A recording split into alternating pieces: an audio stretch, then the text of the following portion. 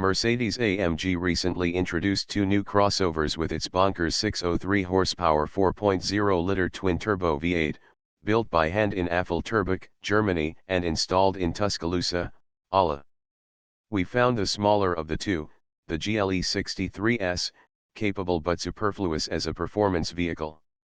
It would follow, then, that the bigger, bulkier 2021 Mercedes-AMG GLS 63 would be even more, as the kids say, extra. That is not the case. The GLS 63 is built on the same platform as the GLE 63S, but it adds a third row and an estimated 450 pounds.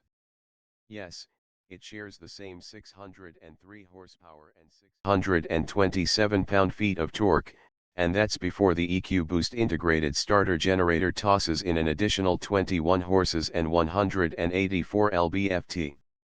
It uses the same 9-speed automatic transmission, as well as Mercedes' 4MATIC and all-wheel drive system with a locking rear differential that apportions torque from 100% rear to a 50:50 ratio and everything.